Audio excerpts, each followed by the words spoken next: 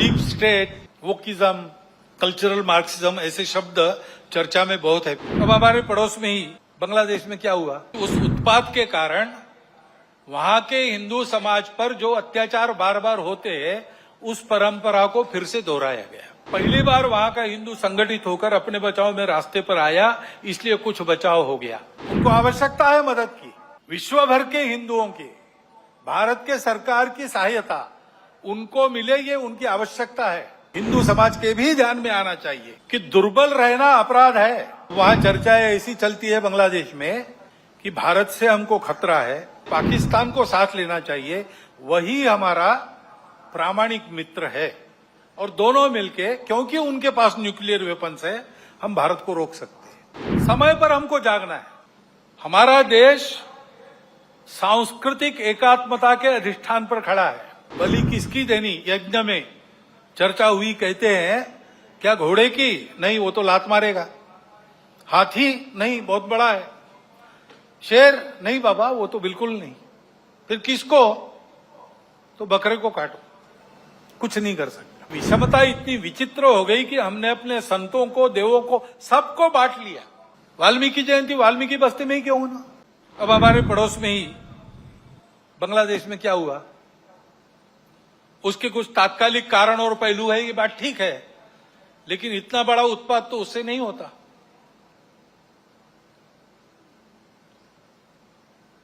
वो कारण, उनकी चर्चा जिनका विषय है वो करें, परंतु दो बातें ध्यान में आती है। पहली बात है कि उस उत्पात के कारण वहां के हिंदू समाज पर जो अत्याचार बार बार होते हैं उस परंपरा को फिर से दोहराया गया।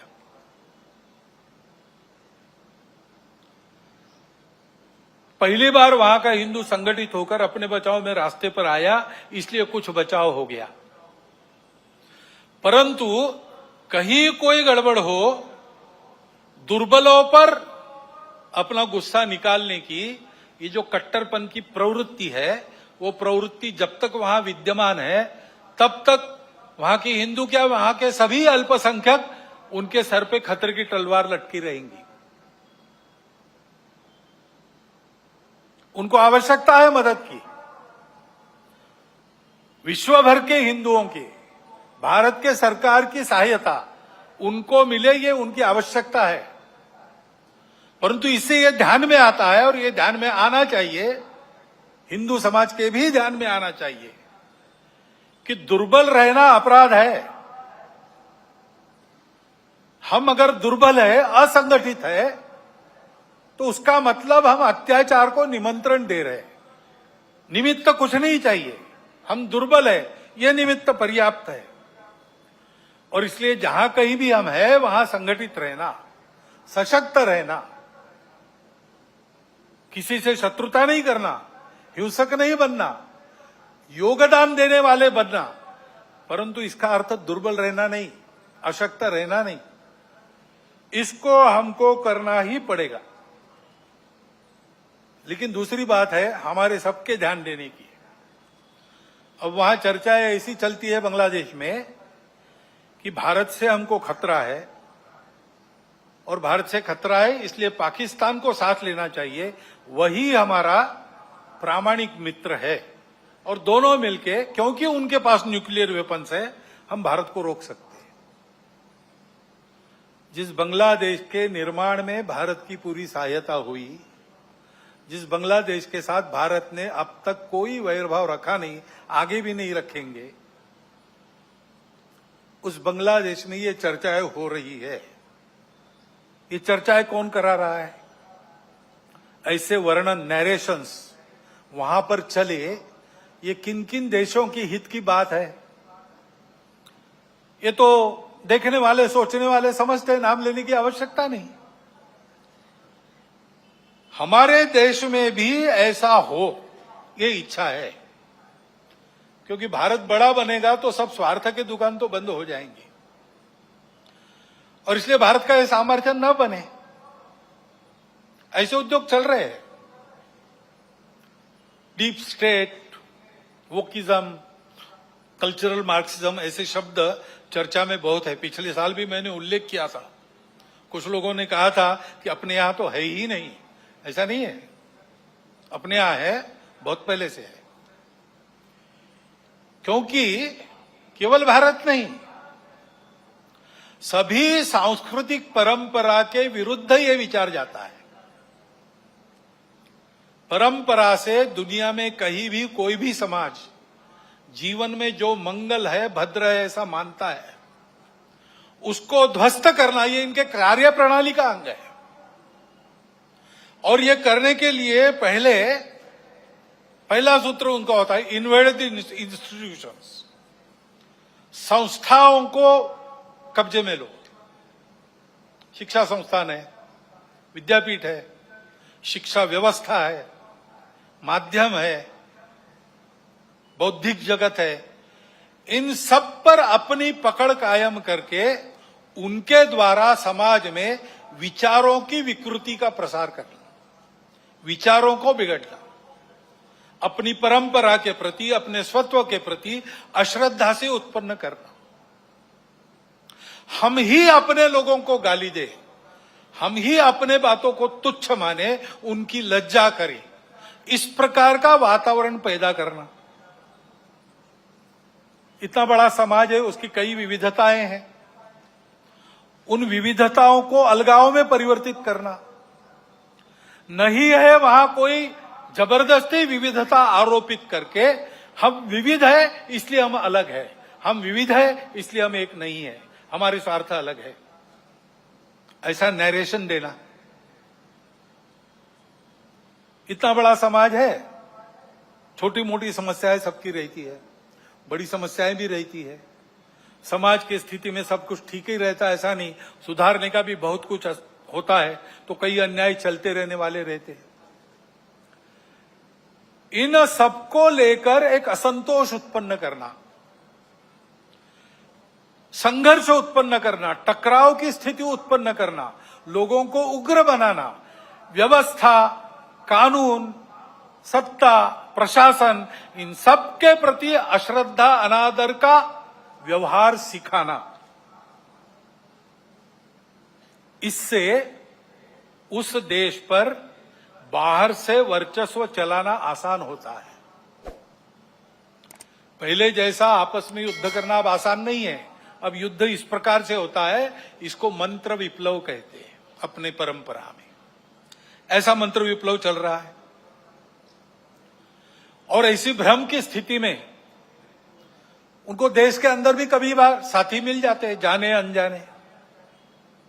प्रजातांत्रिक देश है अपना, अनेक दल रहेंगे, उनकी स्पर्धा चलेगी, ये प्रजातंत्र की पद्धति है। लेकिन समाज में ये अलगाव, टकराव, देश की एकता, एकात्मता, देश के वैभव संपन्न होने के प्रयास से बड़े बन गए, अथवा दलों के स्वार्थ समाज की सद्भावना और राष्ट्र की एकात्मता को गौण बनाकर चलाए गए, तो फिर किसी एक का पक्ष लेके उनके पीछे खड़ा रहना, खुद मैदान में नहीं आना, अल्टरनेट पॉलिटिक्स ऐसा कहते हैं, पर्यायी राजनीति, उसके आड़ में अपना ये एजेंडा और ये पद्धतियां चलाती है। और ये मैं कोई कॉन्स्पिरेसी थियरी नहीं बता रहा हूं, पुस्तकें निकल रही है पाश्चात्य देशों से वहां की परिस्थिति के बारे में। पाश्चात्य जगत के अनेक प्रगत देशों में इस मंत्र विप्लव के परिणाम स्वरूप जीवन की स्थिरता, शांति और मांगल्य संकट में पड़ा हुआ उनको अनुभव होता है, हमको भी दिखाई देता है। और भारत के चारों ओर, विशेषकर सीमावर्ती प्रांतों में, इस प्रकार के कारस्थानों के चलते क्या क्या हो रहा है हम देख सकते हैं। समय पर हमको जागना है। हमारा देश सांस्कृतिक एकात्मता के अधिष्ठान पर खड़ा है। अंडरलाइंड कल्चरल यूनिटी, ऐसा हमारे संविधान निर्माताओं ने भी अन्यत्र भाषणों में कहा है। और नैतिक विचारों का, अध्यात्म के सत्य का एक बलशाली अधिष्ठान हमारे समाज की स्थिरता को, आपस के संबंधों को, व्यक्तिगत और राष्ट्रीय व्यवहार को मिला है। इन आधारों को नष्ट करने के कुप्रयासों को समय के पूर्व हमको रोकना पड़ेगा। उसके लिए समाज को प्रयास करने पड़ेंगे। एक ऐसा राष्ट्रीय नैरेटिव चलाना पड़ेगा, उसके लिए योजना बनानी पड़ेगी। कानून संविधान की मर्यादा में रहते हुए, अपने सांस्कृतिक अधिष्ठान पर पक्का रहते हुए हमको इसकी योजना बनानी पड़ेगी, क्योंकि समाज को सुरक्षित रखने के लिए इसी का उपयोग होगा। संस्कारों का क्षरण इन विभेदकारी ताकतों को पुष्ट करता है, और वो बलवान होती है तो वो भी संस्कारों के क्षरण का कारण बनती है। और हम देख रहे हैं कि भारतवर्ष में इस प्रकार का मनोवचन कर्मों पर कुप्रभाव निर्माण हो रहा है,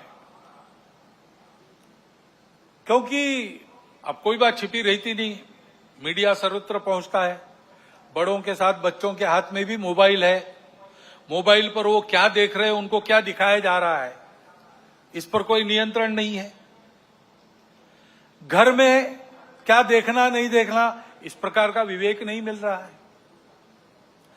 ऐसी स्थिति में घर परिवारों में ये नियंत्रण स्थापित करना और अपनी विधि व्यवस्था में भी इसके व्यवस्था के लिए, कोई इसके नियंत्रण के लिए कानून बनना, इसकी आवश्यकता है। क्योंकि इन संस्कार भ्रष्टता के कई प्रकार के कुपरिणाम है। ये विवेक न होने के कारण कई जगह नई पीढ़ी नशीली दवाओं की आदतों में खोखली होती चली जा रही है। कहीं पर दिखता है, कहीं पर नहीं दिखता है। कहीं कहीं पर ऐसा भी हो गया है कि कोई नशीली दवा जो नहीं लेता उसको पिछड़ा माना जाता है। इस प्रकार का वातावरण भी उत्पन्न हो रहा है।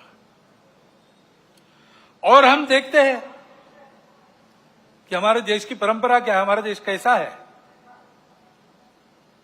एक द्रौपदी के वस्त्र को हाथ लगा, महाभारत हो गया। एक सीता का हरण हो गया, रामायण हो गया। यहां पर कैसी घटनाएं घट रही है। अब कलकत्ता में जो हुआ आरजीकर अस्पताल में, लज्जाजनक घटना है, हम सबको कलंकित करने वाली घटना, और ये एक नहीं है।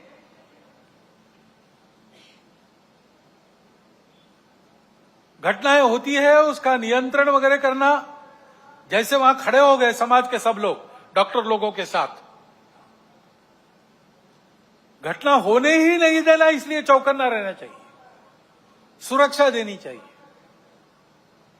परंतु होने के बाद भी वहां जिस प्रकार से टालमटाल का प्रयास हुआ, अपराधियों को संरक्षण देने का प्रयास हुआ, जो अपसंस्कृति फैली है, उसके साथ अपराध और राजनीति का जो गठबंधन हो गया है, उसके ये परिणाम है।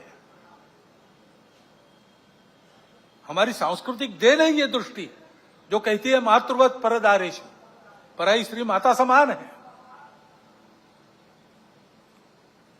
जिनसे प्रबोधन प्राप्त होता है परिवार में, अपने परिवार के जनों से प्राप्त होता है, और माध्यमों के द्वारा जाने अनजाने समाज इनसे ग्रहण करता है। वहां यह भान रहना चाहिए कि हम क्या परोस रहे। वहां अगर इसका भान नहीं रहा, इन मूल्यों का तिरस्कार हुआ, उपेक्षा हो गई, तो फिर वो महंगा पड़ेगा। और इसलिए वहां पर इसका भान रहे और मूल्यों का प्रबोधन हो, इसके लिए हमको व्यवस्था करनी पड़ेगी। ये जो परिस्थिति सारी चल रही है, उसमें हम देखते हैं कि ये सारे खतरे संस्कार भ्रष्टता के कारण और आपस में अलगाव की हवा बहती है, उसमें बह जाने के कारण देश में सर्वत्र, आप देखिए, सीमा से लगे पंजाब है, जम्मू कश्मीर है, लद्दाख है, समुद्री सीमा पर केरल है, तमिलनाडु है, और बिहार से मणिपुर तक पूरा पूर्वांचल है, अस्वस्थ है। मूल कारण यही है इन प्रदेशों में ये सारी परिस्थिति उपस्थित है। और फिर ये भी हम देखते हैं कि कट्टरपन को उकसाकर उपद्रव किए जाते हैं, ये भी परिस्थिति है। बहुत सारे असंतोष के कारण इतने बड़े समाज में हो सकते हैं। ट्रैफिक जाम हो गया तो वो भी असंतोष का कारण बनता है। असंतोष को व्यक्त करने के रास्ते भी हमारे संविधान ने बताए हैं। प्रजातांत्रिक रीति से हमको जो अच्छा नहीं लगता उसका विरोध हम कर सकते हैं, करना भी चाहिए। अगर अपने को अच्छा नहीं लगता चुप रहो, ऐसा कोई नहीं कह सकता। परंतु उसकी एक पद्धति है, उसका पालन होना चाहिए। उसको ताक पर रखकर कानून संविधान को छोड़ते हुए कहीं किसी ने कुछ किया, पूरे समाज को जिम्मेवार मानकर ये जो उपद्रव होते हैं, इसको असंतोष के जगह गुंडागर्दी करना ज्यादा अच्छा है। ये गुंडागर्दी होती है और कहीं कहीं ये हो जाती है समाज के कट्टर स्वभाव के कारण, अथवा कहीं कहीं इसको कराया जाता है। कभी कभी समाज करता नहीं, उपद्रव करने वाले आके करके चले जाते हैं। पूज्य बाबा साहब आंबेडकर साहब ने इसी के प्रति हमको सचेत किया था। संविधान समिति ने जब संविधान अर्पण किया, संसद में बाबा साहब के 2 भाषण हुए, उसमें एक में उन्होंने उल्लेख किया है इन बातों को। उन्होंने ग्रामर ऑफ अनार्की, अराजकता का व्याकरण कहा है। अब ये इशारा हमको मिल चुका है, हम लेकिन ऐसा करते हैं। अभी गणेश उत्सव के पथराव विसर्जन के जुलूसों पर हुआ, क्यों हुआ? कोई कारण नहीं था। ऐसी बातों का नियंत्रण त्वरित करना प्रशासन का काम है। कहीं करते हैं, कहीं थोड़ी ढिलाई भी दिखती है, परंतु प्रशासन आते तक तो समाज को भुगतना पड़ता है। तो इसलिए समाज को तैयार रहना चाहिए, सावधान रहना चाहिए, तैयार रहना चाहिए। गुंडागर्दी नहीं चलने देनी है। गुंडागर्दी को किसी का सैंक्शन नहीं है, और गुंडागर्दी किसी की भी हो वो क्षम्य नहीं है। अपना और अपनों का प्राण और चीज वस्तु इसकी रक्षा करना ये अपना अधिकार है, मूलभूत अधिकार है। बातें प्रशासन को, पुलिस को करनी है, उनको ही करनी देनी चाहिए। उनके आते तक अपने प्राण को बचाना, अपनों के प्राणों को बचाना ये अपना अधिकार है। उसके लिए समाज को सजग रहना पड़ेगा। सजगता से होगा ही नहीं, हो गया तो सन्नद्ध भी रहना पड़ सकता है। मैं वर्णन सारा किसी को लड़ाने के लिए नहीं कर रहा हूं, डराने के लिए भी नहीं कर रहा हूं। ये परिस्थिति है, दूसरी भी है, अच्छी परिस्थिति भी है, अच्छी बातें भी हो रही। हमको इस परिस्थिति में से जाना है, और इसलिए क्योंकि हम सबकी इच्छा है अपना देश एकात्म हो, सारे झगड़े समाप्त हो, अपना देश बड़ा बने, सबकी इच्छा है, सबका कर्तव्य भी है। और इसलिए समाज की एक विशिष्ट प्रकार की स्थिति चाहिए, विशिष्ट दिशा में प्रयासों की आवश्यकता रहती है। समाज स्वयं जगता है, अपना पुरुषार्थ करता है, तब महापुरुष, संगठन, संस्थाएं, प्रशासन, शासन ये सब सहाय्य कार्य होते हैं। समाज की स्वस्थ स्थिति से सारे उपद्रव टल जाते हैं। जैसे इम्यूनिटी कम होने के बाद रोग आते हैं, स्वस्थ अवस्था शरीर की ढलती है, बीमारियां बाद में घेरती है, और बीमारियां भी स्वस्थता को नष्ट करती है। और इसलिए यह स्वस्थ अवस्था समाज की सशक्त अवस्था, यानी समाज की संगठित अवस्था है। समाज को सशक्त रहना चाहिए, संगठित रहना चाहिए, क्योंकि दुर्बलों की परवाह देव भी नहीं करते। अश्वम नैव गजम नैव व्याघ्रम नैव च बलि किसकी देनी यज्ञ में चर्चा हुई। कहते हैं क्या घोड़े की? नहीं, वो तो लात मारेगा। हाथी? नहीं, बहुत बड़ा है। शेर? नहीं बाबा, वो तो बिल्कुल नहीं। फिर किसको? तो बकरे को काटो, कुछ नहीं कर सकता। देवो दुर्बल घातका। और इसलिए इस स्वस्थता को, संगठित को उत्पन्न करने के लिए संपूर्ण समाज में कुछ विषय हम शताब्दी वर्ष के पश्चात ले जाएंगे। अभी 1.25 साल शुरू हुआ है, वो पूरा होगा 1925 में। उसके बाद साल भर शताब्दी वर्ष का कुछ चलेगा। उसके बाद समाज में हम विषय लेने जाने वाले हैं। समाज के स्वस्थ स्थिति की पहली शर्त है सामाजिक समरसता और सद्भावना। इसके बिना संगठन संभव नहीं। और इसलिए इन बातों को ले जाना है। लेकिन ये बात ले जानी है, कार्यक्रम ले जाने से नहीं होता। कुछ प्रतीकात्मक कार्यक्रम कर लिए तो समरसता सद्भावना नहीं आती है। व्यक्तिगत स्तर पर, पारिवारिक स्तर पर काम करना पड़ता है।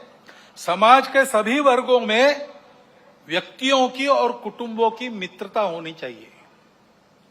मैं जितने दायरे में घूमता हूं, फिर काम करता हूं, वहां के सब प्रकार के रहने वालों में मेरे मित्र होने चाहिए।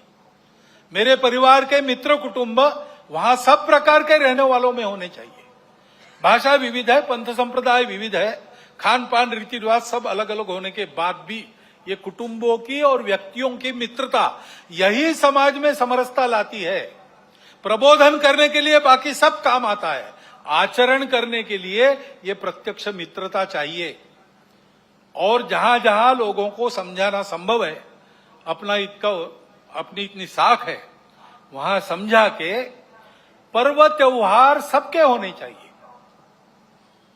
ये विषमता इतनी विचित्र हो गई कि हमने अपने संतों को, देवों को, सबको बांट लिया।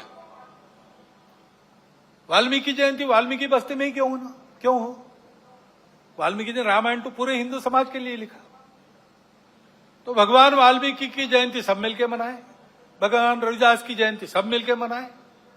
सारे पर्व त्योहार मिलकर पूरा हिंदू समाज करे, सहभागी हो, बाहर से सहभागी हो, अंदर जाकर सहभागी हो। ये सहभागिता चाहिए। और समाज के श्रद्धा के या उपयोग के जो केंद्र होते हैं, मंदिर है, पानी है, स्मशान है, वो सबके लिए खुले चाहिए, ऐसा वातावरण चाहिए। ये हमको करना पड़ेगा। इसको लेकर हम समाज में जाएंगे। अपने समाज में अनेक जाति वर्ग है, उनका अपना अपना नेतृत्व है। उस नेतृत्व के हाथ में संस्थाएं हैं, उन संस्थाओं के द्वारा उन जाति वर्गों का संचालन होता है, अच्छी तरह होता है। ये सब जाति वर्गों के जो मुखिया लोग हैं, वो अगर नीचे खंड स्तर तक, ब्लॉक स्तर पर एकत्रित आए और आपस में बताए कि अपने जाति के उत्थान के लिए उनको समय के हिसाब से ठीक प्रकार का प्रबोधन, क्या क्या खतरे हैं समाज जीवन में, उससे अपने आप को कैसे बचाना, इसके बारे में जानकारी, देश दुनिया में क्या चल रहा है इसकी जानकारी, ये हम अपने समाज में कैसे देते हैं, उनका जीवन अधिक उन्नत हो, अधिक संस्कार वाला हो, भौतिक दृष्टि से सुखी हो, क्या क्या कर रहे हैं, आपस में शेयर करना, बताना, कल्पनाएं मिलती है अन्य लोगों को प्रयास करने के लिए। लेकिन इनके साथ और दो विषयों की चर्चा करना।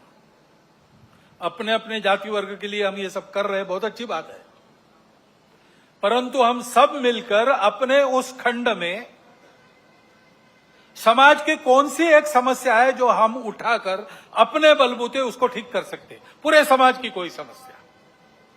हर 2 महीने बैठते तो 2 महीने में एक कोई समस्या उठाकर उसको ठीक करना, सबने मिलकर तय करना, इसको हम हाथ लगाएंगे, इसको हम ठीक करेंगे। और दूसरा ये तय करना कि हम सब जाति वर्ग यहां रहते हैं, हम मिल रहे हैं, वो हम में जो दुर्बल जाति है उसके लिए हम सब मिलकर क्या कर सकते हैं। ऐसी एक बैठक में मैं था, वह वाल्मीकि बंधु थे, उन्होंने खड़े होकर बताई अपनी समस्या।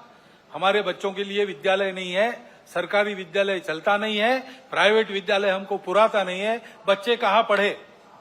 तो वहां राजपूत समाज के लोग बैठे थे, खड़े हो गए, उन्होंने कहा आपकी बस्ती तो हमारी बस्ती को लगकर है। उनका है, बोले हमारा स्कूल है, 20% लोगों को हम लेंगे, बिना फीस के पढ़ाएंगे। और वो काम शुरू हो गया। समाज में विभिन्न जाति वर्गों के लोग बैठकर नियमित इन 3 विषयों का विचार अगर करते हैं तो समाज में सद्भावना नहीं रहेगी तो क्या रहेगा, और कौन उस सद्भावना को तोड़ सकेगा। क्योंकि सब जानते हैं कि हम अपना भी विचार करते हैं, सबका भी विचार करते हैं, हम सब एक दूसरे से लगे हैं, हमारे संबंध है। ये करना पड़ेगा, इस बात को लेकर हम जाएंगे।